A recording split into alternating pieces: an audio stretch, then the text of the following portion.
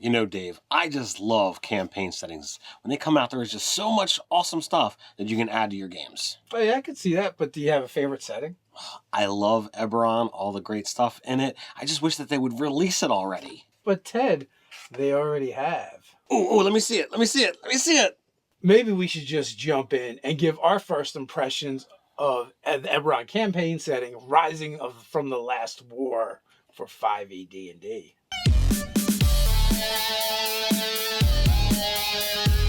Welcome to Nerdarchy. For nerds, by nerds, I'm Nerdarchy Dave, and as usual, I'm hanging out with this nerd. Nerdarchy Ted. Maybe it's your first time visiting Ted's basement. It's a place where we like to discuss news, views, and homebrews for 5th edition Dungeons & Dragons. Sometimes we even talk about other role-playing games. So if you don't want to miss a single video, don't forget to hit that subscribe button and to tune to that notification bell. We're going to jump into the Eberron campaign setting, Rising from the Last War for 5e D&D. But before we do, we just want to take a quick moment to thank our sponsor, because Eberron has so much cool things in it, and it's so much far removed from traditional fantasy games. You might have trouble finding the perfect mini for your game. But not if you use Hero Forge, the sponsor for this video. You can go over there and make any kind of miniature you need. You can accessorize it however you want. It's crazy all the things that you can do. And we're coming up on the holidays. Regardless of what miniature or what character you're playing, Hero Forge is going to be able to provide you everything that you need. Whether you're looking at making a Warforge, whether you're making an Orc, which they've recently released. But suppose that you've got a family member or somebody at your table that you want to buy a gift for, but you don't know what they want. Hero Forge has got gift cards, so you can just, give them a gift card and allow them to design the miniature of their dreams. Exactly. There will be a link down in the description. With that, let's jump into our overview. All right. One of the things that you're going to get with this book is a huge giant map of basically the whole Eberron world. There's its front and back. We have a globe view as well as the continent of Kavera, which is the main of Eberron. Not only that, the book itself is 320 pages. So quite a lot of content for additions to your game and the ability to be able to play Eberron. We're going to get a total of 6 chapters, not too many chapters, but they're jam-packed. And as always, we have a little piece about the cover art in, the front of the jacket. This one has the special edition, which Ted is holding. I am holding the standard version. Both of them look pretty sweet. And I also believe we have a disclaimer in here somewhere. We do. Published by the brilliant gnomes of House Civis, this illustrious volume exposes truths you won't believe about the last war. You might think that's enough to satisfy you, dear reader, but there's more. The book also contains dice-fueled rules for reenacting thrilling events in the world of Eberron, dice not included. Also, don't forget to recharge this book's magic with a dragon shard about once a week. If you don't, the book will turn back into a potato. Potatoes. So on the cover, we have, on the standard version that I am now holding, the investigations of a Warforged wizard, Talenta Halfling, and their dinosaur companion lead from the ruins of the last war into the depths of the demon wastes, in this image by Wesley Burt. On the alternate cover, it's a ring of fire ablaze. An airship soars over the skyscrapers of the towering city of Sharn, where creatures from all over the war-torn world of Eberron gather. Vance Kelly brought this image to life. Now we're going to dive into the table of contents here, and the very first thing is you get 15 pages, 16 pages of Welcome to Eberron. It gives you the history, life in Kavera, pulp action, noir intrigue, magical world, the last war, and draconic prophecy. So basically, just like this is your primer, this is your Eberron starter. If you're not really familiar with what Eberron is and the tale and how to be able to play it, this is only 15 pages. It's a brief overview and how to get into Eberron. I think it's really nice that they, sum up all of these things so that, if you want to get in and you want to run Eberron, this is the bare bones minimum that you should really be aware of to be able to play, because Eberron is vastly different than other fantasy campaign settings that are out there. And truth be told, it's it's actually bridging into, steampunk and other genres. It's not pure fantasy. Right. And we want to reiterate, this is just going to be an overview. We're not going to do an in-depth review. We will later on probably break down the book and parts of the book in the comments. Let us know exactly what you want us to talk about and want to know about. So when you go into Welcome to Eberron, one of the very first things you get to is 7 things to know. The last war has ended, sort of. Dragonmark dynasties, lands of intrigue, a continent of adventure, a world of magic, new races, D&D with a twist. I like the D&D with a twist, personally. So again, some things to get you going, let you know what you're in for. Now, when we jump into Chapter 1, character creation is pretty beefy. That takes us from page 17 to, looks like 102-ish for it. And there's a bunch of stuff that we're going to cover in there. First off, we are going to get 4 new races. Now, they were covered in the DM's Guild release, Wayfinder's Guide to Eberron. They're not the same. Yes. Now, if you happen to have gotten Wayfinder's Guide, it has been updated to reflect the changes that they made in here. And some of them have been significantly changed. The vastly unique race of the Warforged, they no longer have 3 sub-races. It is just, you're a Warforged. Right. So you're definitely going to notice some changes like that. Then also we get an old race from Volo's Guide to Monsters that gets updated. We get the Orc, and they actually give us a better version of the Orc. I was super happy with that. I know. I like the changes that they've made. I'm probably still going to play a half-orc, but, the orc is not as bad as it once was. Well, I don't feel like anymore it's inferior to the half-orc. It's just different. Right. And that makes sense because in Eberron, orcs had a much stronger tradition, and they aren't just monsters. Right. So there's about 12-ish, race updates for the dragon marks in Eberron. The tattoo branding, however you want to determine it, you are marked by, the dragon shards in the world. And if you have got this mark, then you're going to have access to, magic in the world. And this, winds up being a sub-race that you would have to choose when you create the character. It's not something that you wind up adding later on. Yes, not all races have access to all dragon marks. So depending on which race you choose, then if you want to be dragon marked, that's going to basically replace some of the features that you would normally get from your race, and the dragon mark stuff will be incorporated instead. Now, I have to say, the dragon mark stuff that you get is powerful, and it is something that is built upon as you gain levels. So if you're looking to add some spells to something that isn't a spellcaster, or you want even more, going with a dragon mark race, taking the house that's going to really fit with what it is that you're looking for, can really make a major change on your character. So one of the other things you're going to get, speaking of dragon marks, is the ability to have a aberrant dragon mark. And the only requirement for that is that you don't already have a dragon mark, and you would essentially take it as a feat. So these are kind of like perversions of the known dragon marks, and it's very much frowned upon. And it's something you're probably not going to want to brag about. The other houses, the other dragon mark houses, when they see these, they try to eliminate them and get rid of them and make sure that they never pop up again. They have not been successful, but they've been playing whack-a-mole for a long time with them. So it's given to us in a feat form, and then also there are aberrant dragon mark flaws that you can take that go along with it. And it's stuff that kind of makes you kind of creepy. The mark is a source of constant physical pain. Skin around the mark is burned, scaly, or withered. Animals are uneasy around you, or just a couple. So a lot of fun things with that. And if you are playing a race that is not part of, or not one of the dragon marked houses, this is a way that you could actually get the cool stuff. So a lot of fun things there, because the only prerequisite is you don't already have a dragon mark. So we have a new background in it, and that is House Agent. And depending upon what house you get, it determines what abilities you get. You automatically get Investigation and Persuasion. Nice.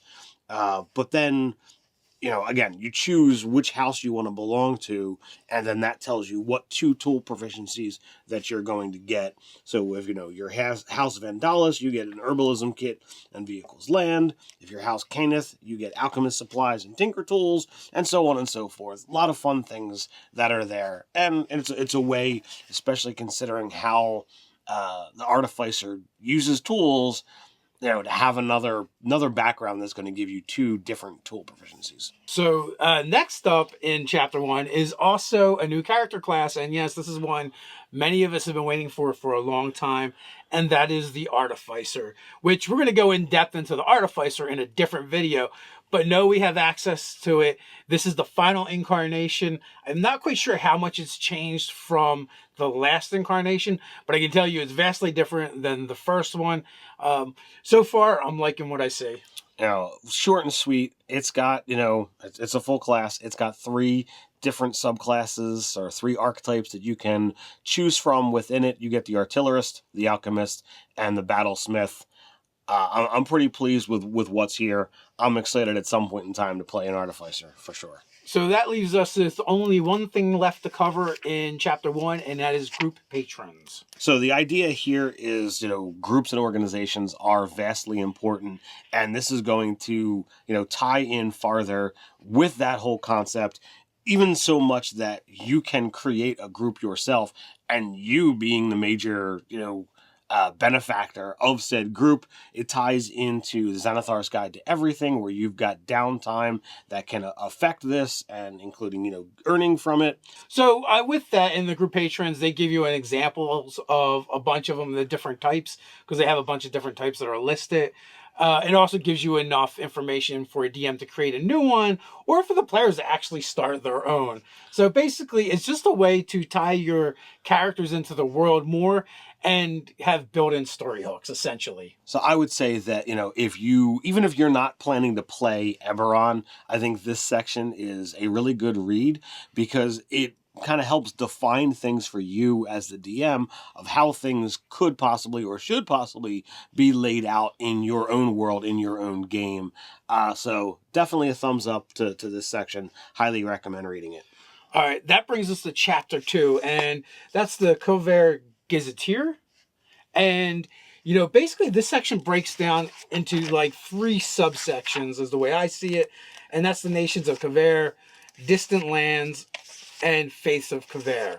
So, basically the main continent, everything on there. You have the 5 nations and the other nations that were kind of recognized in the Thronehold Treaty, and, a couple that weren't. And then you have the distant lands, and that's like if you want to delve the depths of Khyber, plunder the jungles of Zendrick, or, head over to the islands where the dragons are, Arganessen. I may be pronouncing that wrong. So there's a bunch of cool things, and then we have the Faiths of Kuvare, and that's just basically these are the deities that you have to choose from.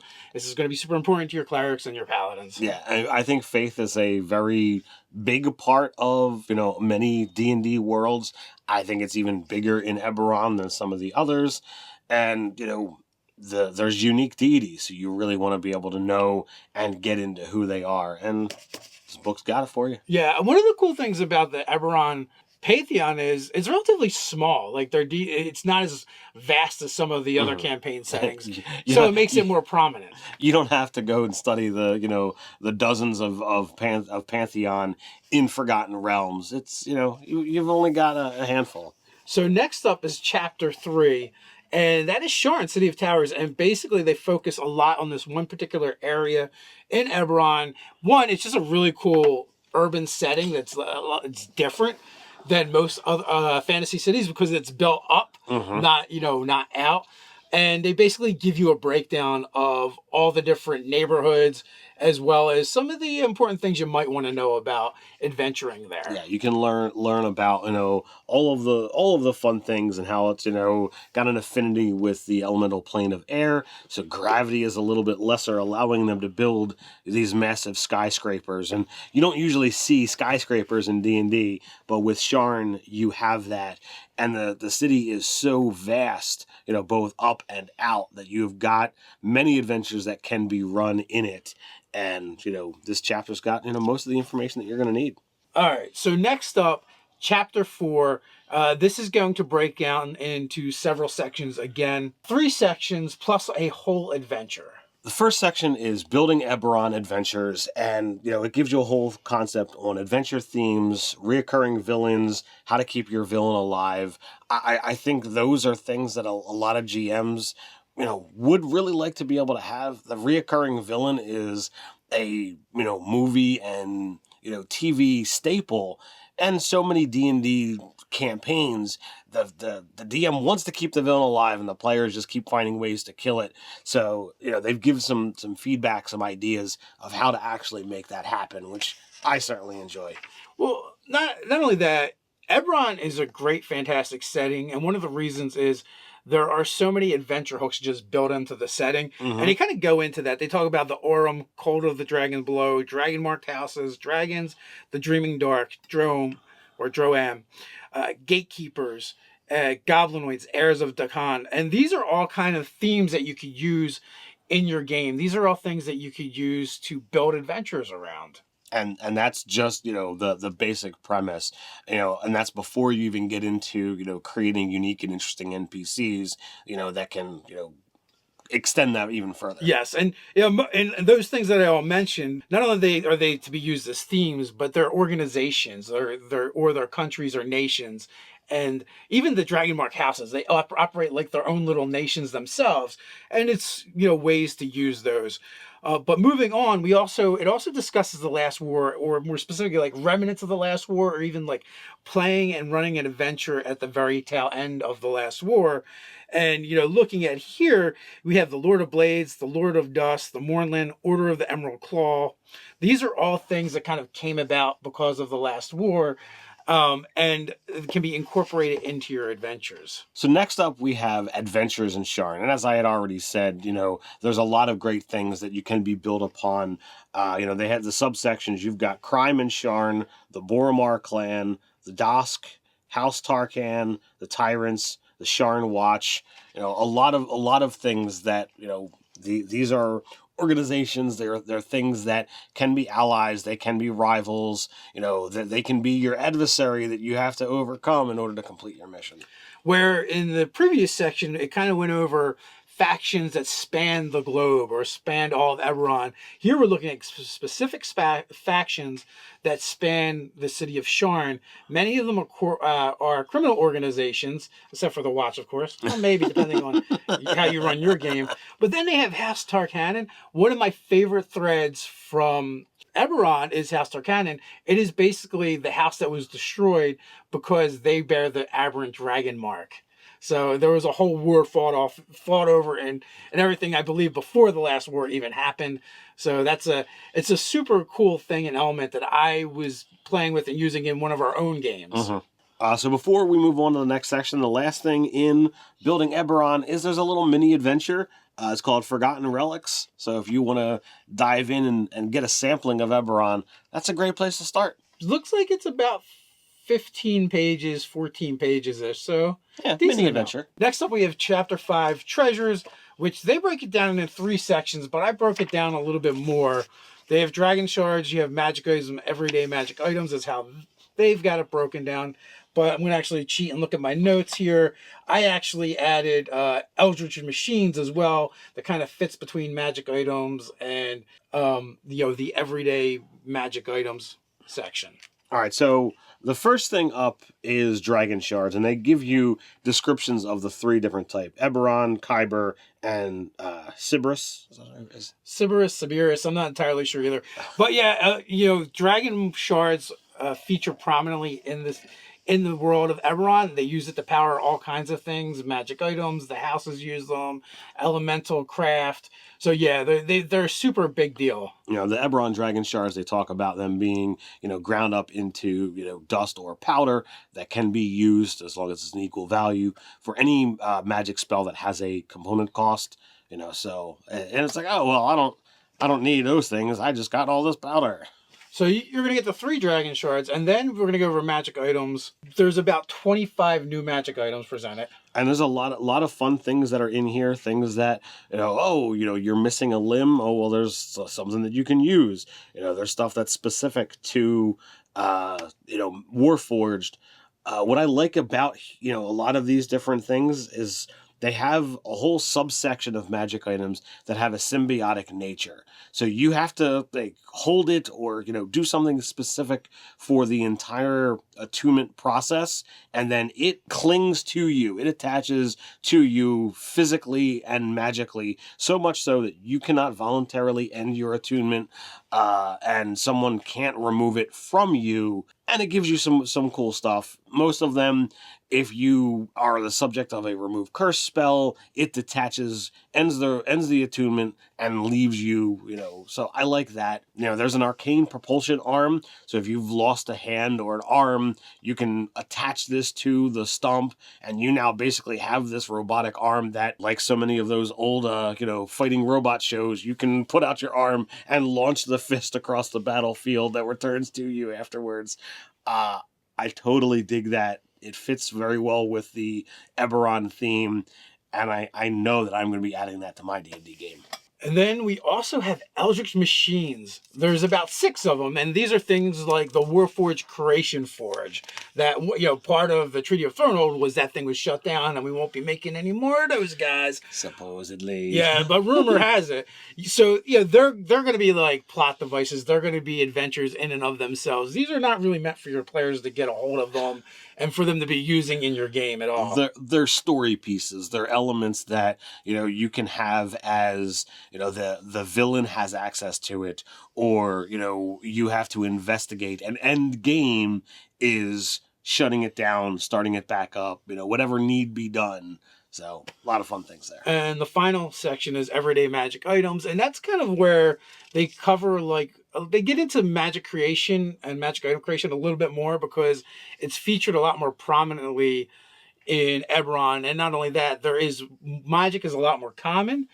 So the idea that magic in Eberron has been described by Keith Baker as being broad, not deep. In the sense, there's a lot more of it, but it's not necessarily like a lot of powerful things. It's more like mundane things that would just kind of be like conveniences and make your life easier. So creating common magic items, I think, is, an amazing little addition. I mean, we're talking about a little bar about that big that tells you about creating a spell scroll, the potion of healing, and any other common magic item. And it tells you what the component cost is and how long it takes you to do it. And throughout the editions of D&D, there have been so many players who want the ability to make their own magic items to get specifically what that character desires or, has an interest in, and the DM is just not putting it in there. Now, the DM has to allow the player to make the stuff, but I love having this here, so that those players who want to be able to do it, I've got some downtime, I've got some money, can I just make some scrolls or some potions so that we've got this resource just in case? So I'm sure plenty of players are going to be super excited about that. That brings us to Chapter 6, Friends and Foes. We get about 37 pages of new monsters, NPCs. It is like 20 to 30. It's about 20-ish types. Mm-hmm. And then some of the types have multiple. So it's actually more than the 20. But it's probably pretty close to 25 to 30 all in all. And they, range from the lowest CR all the way up to CR 28. So we're getting some big baddies for sure. We're going to get a lot of things that are specifically flavored for Eberron. And, some of these things are things that the players can actually interact with or get as companions. Those things are listed. But then you have, the Dalkir, and you couple of those folks, which there's 6 of them. They're essentially like demon lords from Zariat, which is equivalent to the Far Realm and most other games, and they kind of spawned all of the aberrations. So in Eberron, that's another thing. Aberrations tend to have a little bit of a different background, like Beholders. Beholders were actually created by the Dalkir as living artillery, which is much different than the typical D&D lore. Yeah, the typical D&D lore. And then you have other things like the Doggaunts and Dogrims, which were basically mutated from hobgoblins and goblins to be their servants and shock troops. You got living spells that are in here, living Burning Hands, living Lightning Bolt, living Cloud Kill, I love these things. Playing in Eberron and reading some of the novels, you wind up coming across them, and it's ridiculous to have this living spell. Looking through this section, the miniature lover in me, has got his little eyebrow peaked of like, okay, well, when do we get Eberron minis, and will we get some of these cool things that we'll, be able to see to put on your own tactical battlefield? I was also thinking Eberron was going to give us a necromancer that could create undead that weren't evil. Nope, they're still evil. The Karnathi soldiers, undead soldiers, are still evil. They're lawful evil. And there is the Undying and the Undying Court. Now they aren't evil, but I don't think you can create them. And the Undying Court themselves hate undead. They loathe undead. And if you're a servant of the Undying Court, your actual mission is to destroy undead. So still no good necromancers animating undead, it appears. We got the Lord of Blades here. He's a challenge 18. He's a beast. I love, looking at the different things that they've done with him throughout the different editions. Very different from what I can remember of the previous. So I definitely like the picture that's here. I definitely like what they got going on. We also are going to get a Warforged Colossus, which is something new. It's been talked about in previous editions. I don't know if they ever made it. I am not completely familiar with what they did in 4th edition with Eberron, so it could have been there. I'm not sure. The Quarry or here, I love the way they look. The Dreaming Dark, all that stuff is great. I have some of the older versions, and I'm like, oh, I wonder what they'll do with the new versions. So there is plenty of new monsters to add to your game. Matter of fact, there's just plenty of stuff to add to your game in this book. Even if you don't want to play Eberron, I would say it's a good get because of the amount of material that's in here that you could just rip out and throw into any D&D campaign.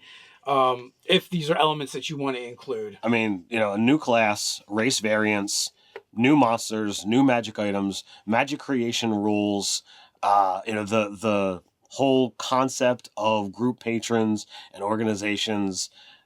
Even if, like as Dave says, you're not going to play Eberron, that is, over 100 pages worth of information that I think will greatly expand your D&D knowledge and your D&D options. So highly recommend getting Eberron. Let us know what you think. Are you going to be playing Eberron in your game? Or are you already playing it? You can let us know in the comments below. Before we head on out, I want to invite you to join Nerdarchy, the adventuring party on Patreon. What can they expect over there, Ted? We're creating products for 5th edition Dungeons & Dragons that both players and DMs alike can drop right into their game. But that's not all. We do monthly giveaways, and our patrons are automatically entered. We do weekly hangouts with our patrons and more. So quest on down to the description. Join the Nerdarchy adventuring party. Until next time. Stay nerdy.